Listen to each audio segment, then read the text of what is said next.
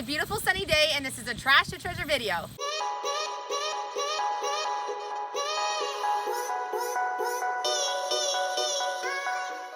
I mentioned in previous videos that sometimes you come to the dump and there's nothing here. There's just a little bit of composting going on and not a whole lot of trash. Right after they plow the area, they really clear it and it just all starts to compose into the ground. It's awful how much garbage gets put here. 3 days ago I was here and it was almost empty, and you can just see now how much trash has been thrown into the landfill in just 3 days. And we just live in a small area, so you can imagine this on the mass scale around the world. I'm glad that I can salvage a few things.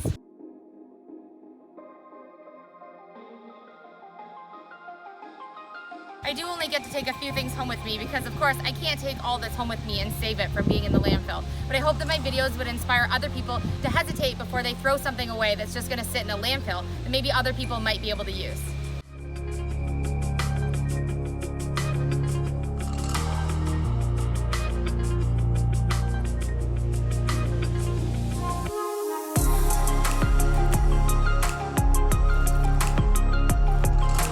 We're at my favorite spot at the dump and we're at the burn pile. So we're gonna take a look and see what we can save before it gets burned.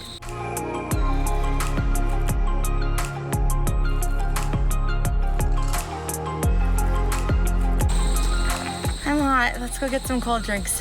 We're back home in the shop and we're ready to transform our trash into treasure. I always stop off at the burn pile at the dump. It's my favorite place to check because that's usually where I can find the best furniture. I found a great coffee table and I knew just what I was gonna do with it when I found it. You may recognize this window from my last trash to treasure video. I'll put the card up here. I'm gonna transform this into my idea today. And today I found another great frame. I also found this great wood birdhouse. I knew I could salvage it and that the boys would love to see birds live in it again. Let's get creating.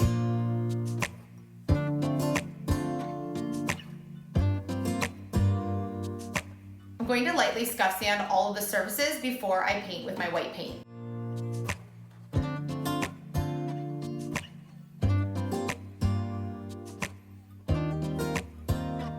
Once I'm done sanding everything, I'm going to wipe it off really well so I make sure I don't have any dust before painting. I would have liked to have totally stripped down and sanded the top of this to leave it wood and then add some stain, but the top is actually covered in a really thick veneer that's just not gonna come off very well. So I'm gonna actually paint the whole surface, but I have a great idea for the top. I'm using my favorite brushes. These are my Elysia English brand brushes. You can purchase these on my Etsy shop.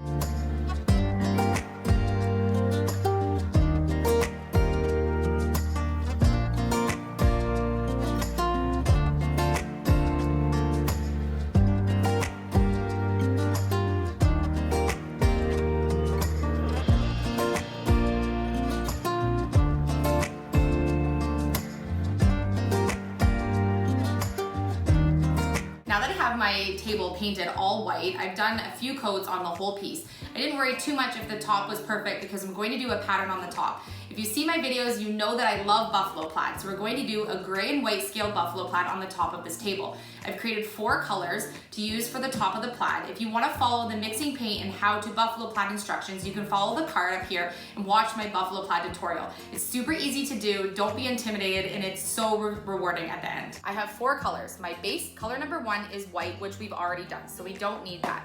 My color number 2 is just a step up from white. My color number 3 is a medium gray. And my color number 4 is my darkest shade, a dark gray. Since I have a large top to this table, I decided to use my 1.5 inch wide thick painter's tape. You can use green or blue, it doesn't really matter. You just need to make sure you use whatever thickness you want your squares to be. So I do want to have some larger squares, so I chose the larger tape. So what I'm going to do is first, I'm going to do 1 strip along the top, and this piece is going to be a tape solid down piece. I've decided that I want to leave the white edging of the table white and not do the buffalo plaid. So I've applied my first piece of tape for my buffalo plaid right on the edge of the table. Piece that's long for my... I can't see in this. It's so long.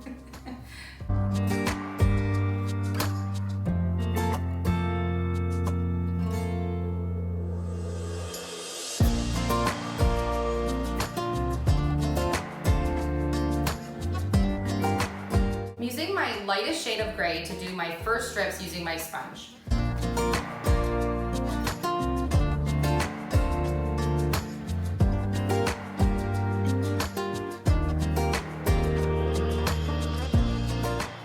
I prefer to use a sponge when doing this, even though a brush would be much faster. I find that this gives me way better results in the end. Unfortunately, they've discontinued my favorite white sponges, so I'm on the hunt for some new ones, but this one will work for today. That's a spacer piece, and then a permanent stick down piece. And then I move my spacer and work my way all the way across.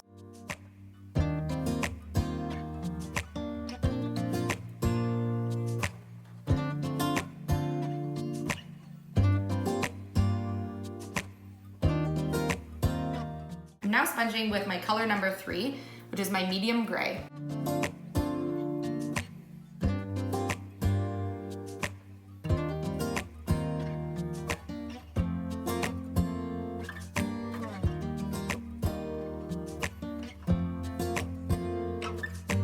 Now I'm going to use my tape as my permanent stick down piece and my 4th color, which is my darkest gray.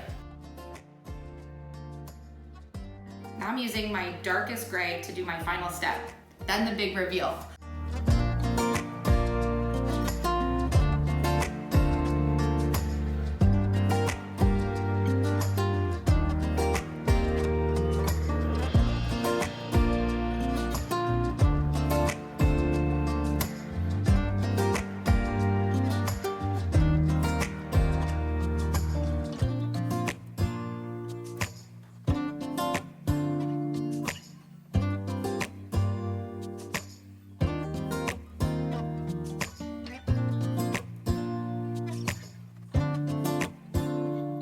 I always use 220 grit sandpaper when I'm distressing, and what I like to do is only add distressing where there would be some natural wear and tear on a piece of furniture.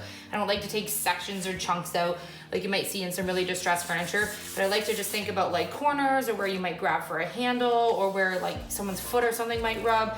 I don't really go too crazy with it, and I always make sure it's really soft sandpaper so that I'm just removing a little bit of paint and not big chunks of paint.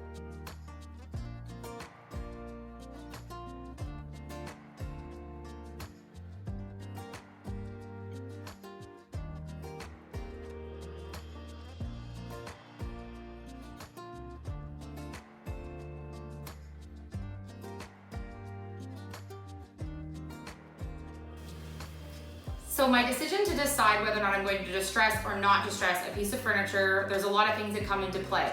What kind of style is the furniture? If I'm doing something mid-century modern, I'm usually not going to distress that piece of furniture. But something that's maybe boho or farmhouse, I'm going to add a little bit of dimension to some of the unique features that might be on that piece of furniture.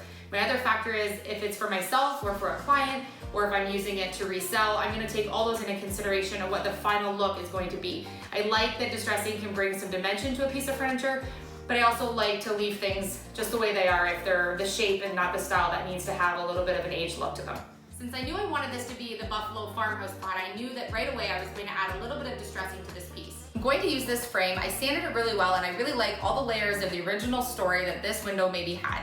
So what I'm going to do is I'm going to use some white shiplapping, put it in the background, and then I'm going to put a really great quote on it.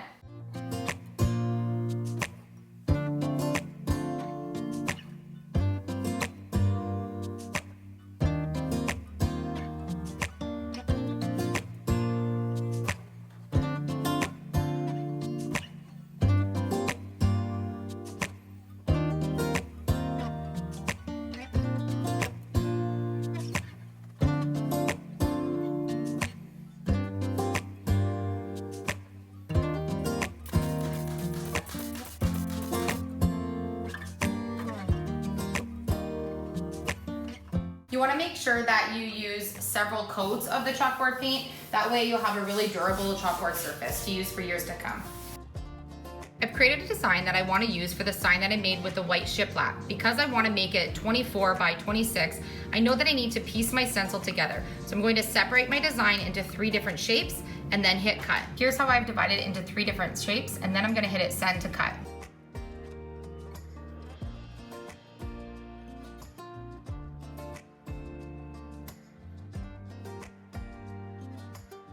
Going to create my lettering now that I've made my stencil with a black, very distressed, faded looking black paint. I made sure to tape off some of my excess on the outside. That way I make sure I don't get any black paint on the hard work I've already done lightly distressing these shiplap boards.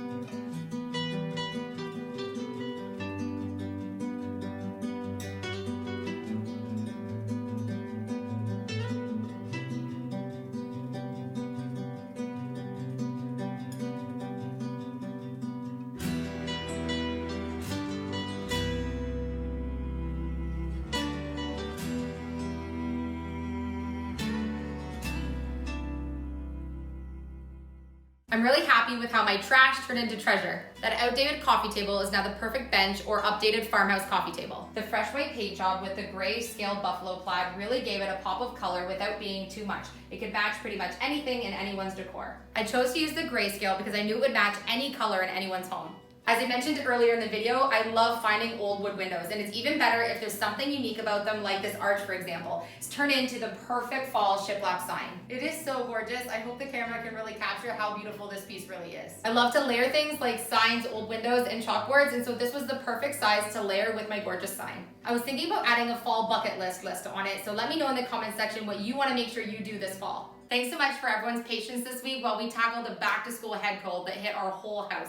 We're feeling a lot better, so we have lots of content coming for you this week. One of the most beautiful things about living in Canada is that we have 4 seasons, and fall is the most beautiful of all. With that being said, this week we have some fall content coming your way. I know I'm gonna get lots of comments on how I created my buffalo plaid pattern. There is a tutorial on my channel that you don't wanna miss. If you're not already part of our YouTube family, make sure you hit that subscribe button. I've had lots of questions this week on how to be notified when my new videos come out. There's a little bell beside the subscribe button that you want to make sure you click. That way YouTube will let you know when our next video is up. If you want to see more Trash or Treasure videos, make sure you hit that thumbs up. Thanks so much for everyone who's been sending us emails and messages. We love all the support and feedback and comments that you guys leave on our channel. Thanks so much for watching. I love you guys, and I'll see you on the next video.